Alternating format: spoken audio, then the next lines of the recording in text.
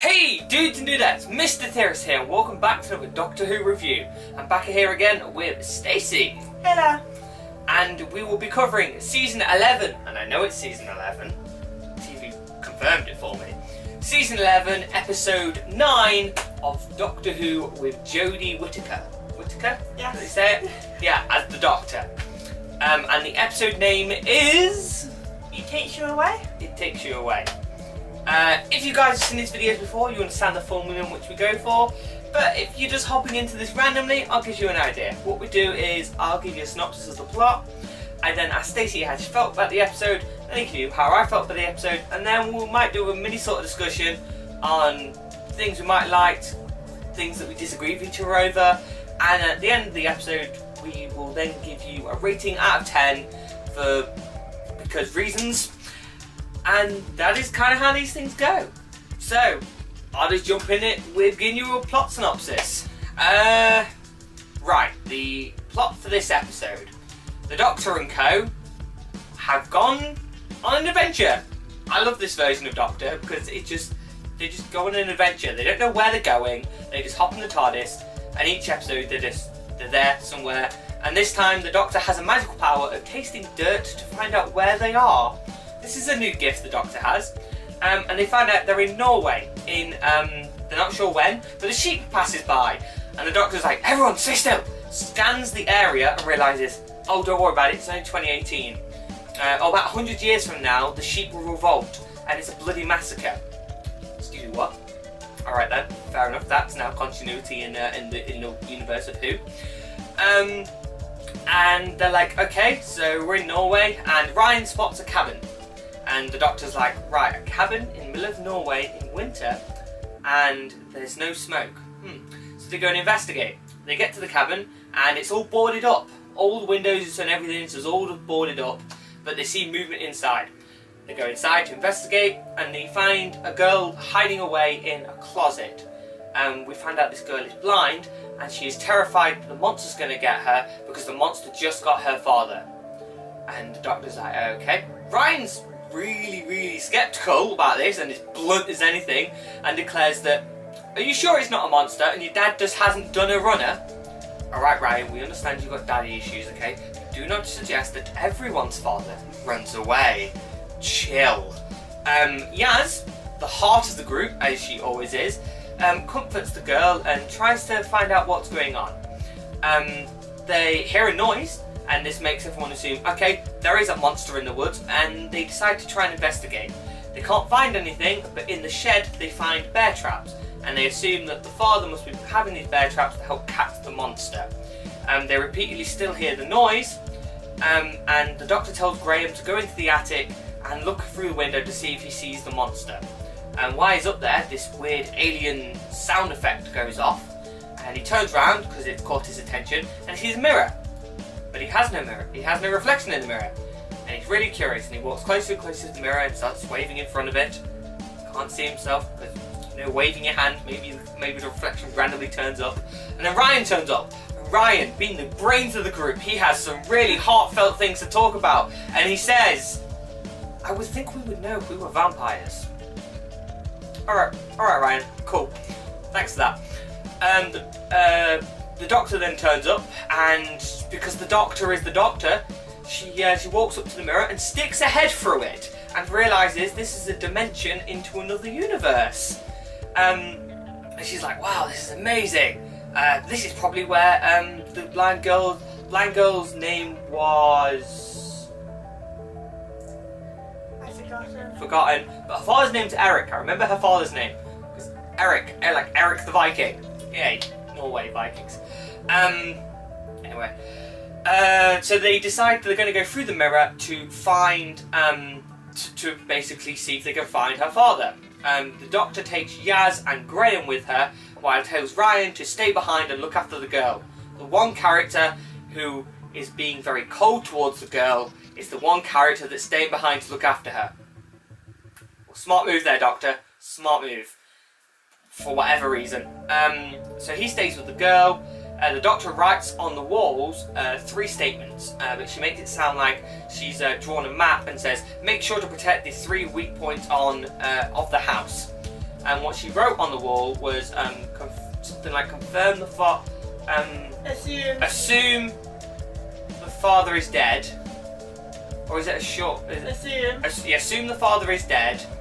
Do you remember what the other two were? Keep the girl safe. Keep the girl safe and find out if there's someone to take care of her. Yeah, find some. It was we didn't quite see what the third message was, but it was something like find someone else to take care of her. And the Doctor, Yaz, and Graham go through the portal, but they find out it's not travelled to the other side of the portal, but instead we're introduced to this in-between space. The Doctor, Graham, and Yaz find an alien, and they find out that this alien lives here, and the Doctor, after some bargaining of pretending to give away a screwdriver, they find out the place they are in is the anti-verse, which the Doctor explains is kind of like a buffer the universe creates whenever there's a crack in time and space, which is interesting. It means that there could be potentially many of these because of past adventures that have gone off, and we've just never been introduced to this. It's a cool little concept they've added into the universe, and it's basically when the universe goes, this is not good, this crack's going to destroy everything, kind of seals itself with these anti-things. They eventually, after running away from the creature that tried to bargain and then eventually almost tried to kill them, and gets eaten by giant albino killer moths to eat your flesh. Nice monster edition, if moths weren't a little bit creepy anyway, with them flying in your face all the time. They eventually find a portal to go back home, but it turns out it's not the same portal, but actually it's a reverse. And this is where the other side of the mirror portal has taken them. They then find out that Eric is here, and the reason he stayed here is because of the blind girl's dead mum is here. Some version of her. Graham then bumps into... I can't remember the grandma. Grace, who is Ryan's grandma who died in the first episode. And at first it's like, you can't be Grace, you can't be Grace. But after some talking, and she basically says that yes, she is. She remembers the necklace that he bought her, that he keeps with him now that she's passed, and basically convinces him, look, I am Grace. So he accepts it. The Doctor's not 100% convinced though. She eventually, after wondering like, why is this exact opposite universe existing? Why is it trying to track us here? She comes to the explanation that this... Do you remember what the name of the thing was? I'm not 100%. I think it was Solar Tract or something like that. Solar Tract, that was it. Yeah. This universe is actually called a Solar Tract, and the Solar Tract, according to the Doctor, because we now get an explanation of something else that exists in the universe, is when the universe first began and everything was still in its most basic things, light and darkness, and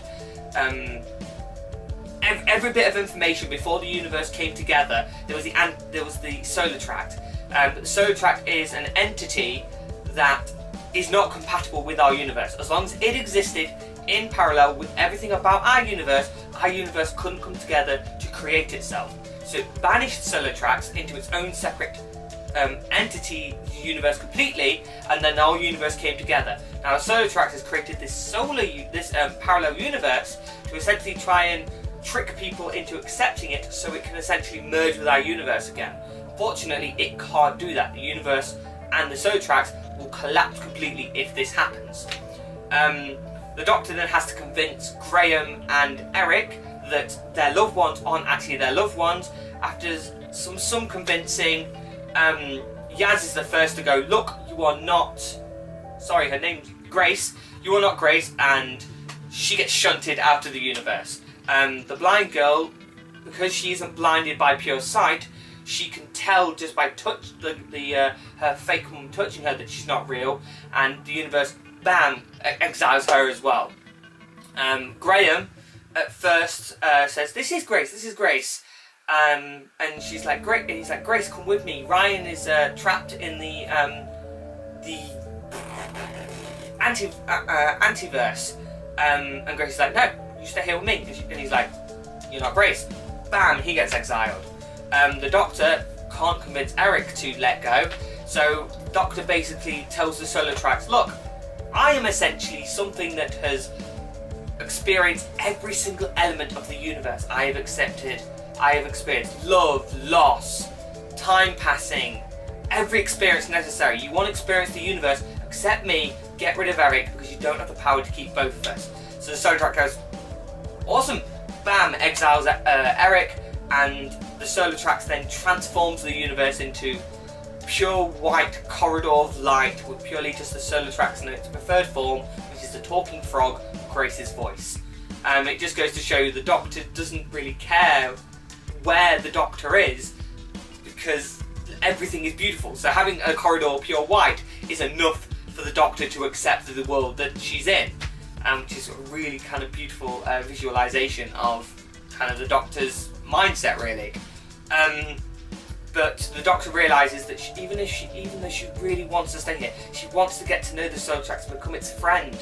It can't sustain both of them existing in this anti-universe, because she is still from our universe and the Solar Tract is still itself, and the two things can never be compatible, can never be in the same space.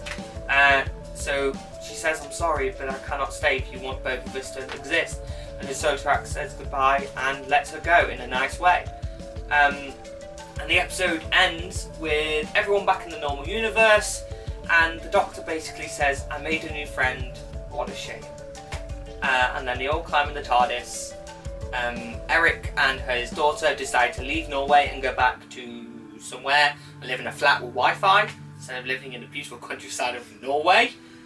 Okay, priorities, I guess. And the episode ends. So yeah, I will give you my thoughts on the episode after I ask Stacey. What did you think? I enjoyed it. It was very different. A lot of character development for Graham and Ryan. Yeah. The thing with the Doctor tasting dirt, that was actually in the previous episode, in the Witchfinder episode. He did taste dirt. Oh! And now it's a reoccurring thing. He's just a dirt eater now. I didn't realise that in the last episode. I must have literally just missed that. It must have been right at the beginning when I missed it. Oh. Well, when it was all the testing the mud and everything. Well, yeah, I guess it's just anyway, yeah. And I like how when Doctor's starting to talk about the woolly rebellion with the sheep, Graham's just like, oh, I've always wanted to go to Norway. He just dismisses the Doctor's talking about what's going to happen in the future because he's more interested in where he is in the present, which says a lot about that character. Oh, I didn't reckon. It basically means that he's just got a point now where he's just like, yeah, okay, so that's the Doctor going off on a tangent again. Okay, I like this.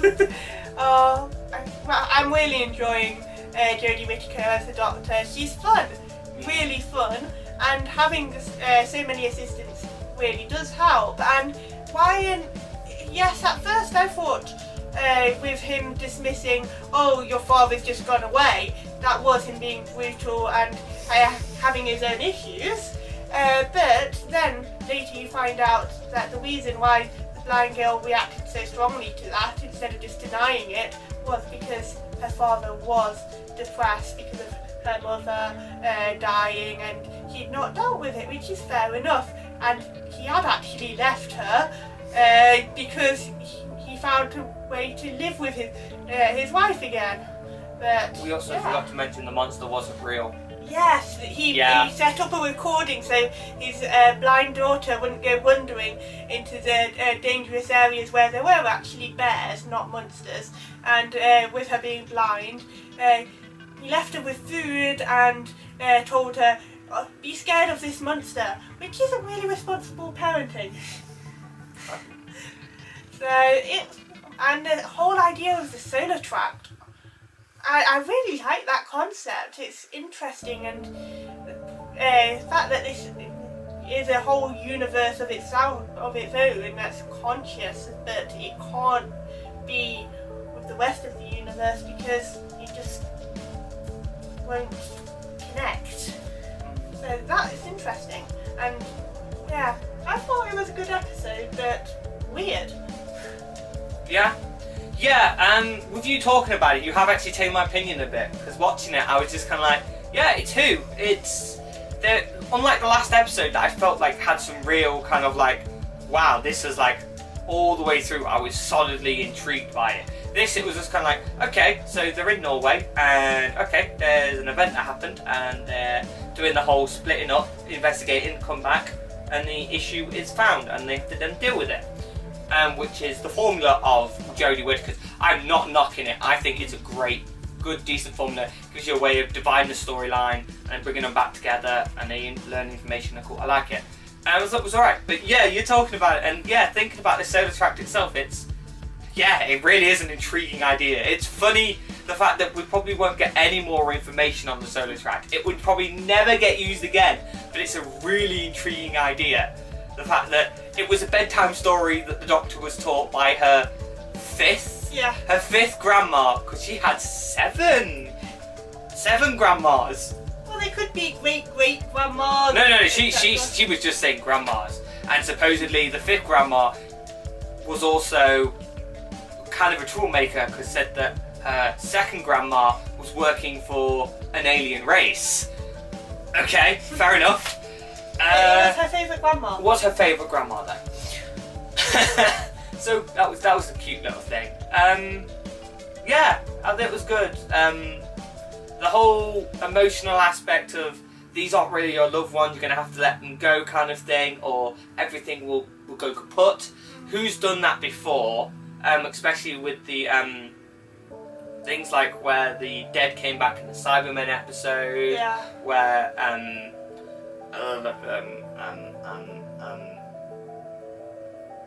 the Impossible Girl, her name has escaped me, Clara had to say goodbye to her boyfriend when he was turned to a Cybermen, and then things like that. So who's done the whole like emotional baggage of you can't, loved ones cannot come back alive, you can't wish them back or hope they come back, you have to let them go, and it's very like oof, kind of emotional feel. But who's done it? So that didn't touch me much. But the solar tracks thing, yeah, I thought that was great. I hope they kind of use an idea like it, or kind of go back to the solar tracks at some point. Would it be something like the solar tracks is in trouble itself and the Doctor has to go and rescue the solar tracks because, I don't know, the Daleks or something have used it for evil reasons, or I don't know, bring the Daleks into New Who a bit more, please, I'm just saying. Yeah, I think it was good. Not as good as the previous episode, because the previous episode, Witchfinders, I think the episode was called, hooked me from beginning to end. I remember I watched one person's video on it talk about how it was intriguing how you thought maybe it was just going to be a Muppet style story, whereas humans are the real monsters and humans are the things we should fear, but then bam, it hits you with a monster, and that was, yeah, and it really intrigued me about the last episode. This episode was like, there is kind of a villain, but at the same time it's not really a villain, because it didn't do anything for malicious reasons. It just wanted to be accepted. There are kill-em-offs. Oh yeah, we had the kill-em-offs though. So they made sure there was some sort of monster, albino giant kill-em-offs. Yeah. But it was kind of a Muppet-esque thing where the monster itself, the big scary, was just misunderstood and wanted to be accepted by the universe. Which I thought was really cute actually. And then the real nice sign-off at the end with the Doctor saying, I made a new friend today. And what a shame it was that she had to say goodbye. I was like, oh. And Whittaker, as you said, like Whittaker, she's growing on me so much. Just cool little moments she'll have, or just sometimes the way that she portrays the way the Doctor's emotional state can be. I think it's refreshing.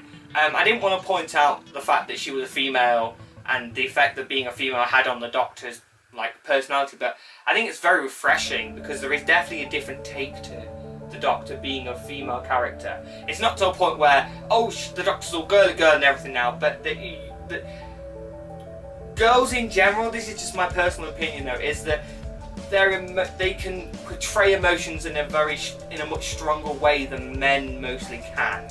So having the Doctor be female, it does feel, I'm not trying to knock, don't read this the wrong way, I'm more saying that when there are moments like the Doctor is being heartfelt, I feel it more when it's Whittaker doing it, rather than when it was Smith or the Tennant, myself.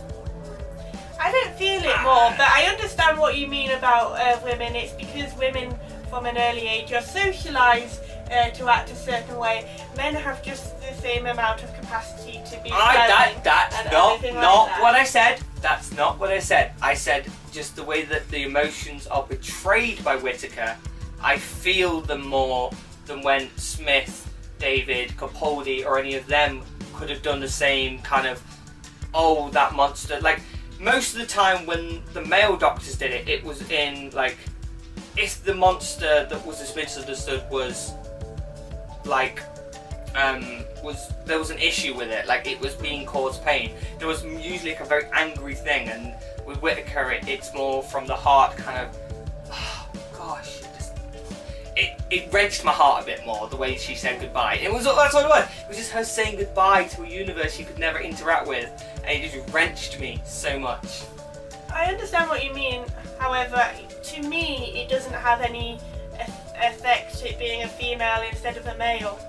It's the acting, and the acting I think would have been just as good with Matt Smith or David Tennant. Maybe I'm not explaining it properly, and I'm not able to explain it properly. I'm just saying, some of you out there might understand where I'm coming from. That it feels slightly differently in an emotional way with her doing something than when it was any of the other male doctors doing Women it. can be sometimes more open about their emotions. Sometimes. It's more the softness, I think, of it. That might be more what it is, because her emotions come across in more of a softer way than when, I don't know, maybe it's, I don't know. I don't know. Anyway, enough of this tangent rambleness. Ryan called Graham Grandad. Yes! Okay, yes, probably one of the best things, and I called it. I'm telling you, I'm also going to say the aliens from the first episode and the third episode, they're coming back for the finale. I had not seen the trailers. We deliberately hold off seeing the trailers. I reckon that's what's going to happen. Is it's going to be the aliens from the first episode, they're going to be aliens in the last episode. I called it about Ryan calling Graham Grandad, and I'm calling it on this as well. And if I'm right, you've got to get someone, even if you don't know them very well, and you get them to subscribe to this channel. If I'm wrong, you got to subscribe to this channel. Anyway, guys, so now we'll give you a rating. Out of 10 Stace, what did you think about this episode? I think 7-ish. Yeah, solid 7. I didn't enjoy it as much as Kablam Man. No, not as much as Kablam Man, and not as much as Witchfinder. Because Witchfinder I thought was damn good. It was a damn good episode. And so was Kablam Man. Don't think it was quite as good as those episodes. It had some really good new additions to the Who universe. But as an overall story, it was alright. It was a bit Moffat-y with it, which I know it's not. Not everyone uses that as an insulty thing, but Moffat did get very Moffat-y with his villains at some point, and this episode kind of suffered from that a little bit. Yeah, 7 then. Yeah, I reckon a solid 7's good. Again, we agree. Yep, cool. And the rating means nothing. It's just us doing it, because why not? Anyway, guys, I think we have talked for long enough. If you have enjoyed this video, please hit that like button. Tell us what you think has been the episode so far this season. We've got one more, which will be next week's, and then I'm assuming we're going to get a gap until New Year's, because for some reason we're getting a New Year's Eve episode instead of a Christmas episode, because the writers said they weren't doing Christmas, yet they're doing New Year's. Alright? I like watching Doctor Who on Christmas. I know, it's like an English tradition now. To be fair, like, it used to be Saturday nights as well. They're totally mixing up. Now we have a female Doctor, it's all mixing up now. Sunday night Who and New Year's Eve Who, no Christmas Day anymore. What's the world coming to? Doctor Who is ending because she's female. I've seen those videos, I think it's bloody hilarious. I've not seen those videos. I've not watched them, I just see them pop up on YouTube and I'm like, I'm not even going to click on that. That's just a silly comment to put. Come on, guys. It's actually doing really well if you look at the ratings. And she is a good Doctor, no matter what. She, at this point, stands up to early Tennant, early Smith, and early Capaldi, I think. And I'm hoping she gets a second season, and then hopefully a third season, and we will see her top notch, just like the rest. I prefer her to early Capaldi. Yeah. I think Capaldi got better as he went That's on. what I mean, and I think she'll get better as she goes along. Writers, if you're watching all of the Doctor Who fan videos out there, keep Whittaker on. Like, don't care what the stupid fan base are going like, oh, she's a woman. Don't worry about all that. Like, she's good. We like her. Keep her on. Because things can only get better with her. Anyway, guys, that's what I think. And tell us what you think. Please leave a comment below. And as always, if you haven't already, guys, please subscribe to this channel. And if you've already subscribed, bring a friend, bring a family member, bring that weird person sitting behind you in the library, and have them subscribe too. Until next video, guys, we will see you later. Bye! Hey.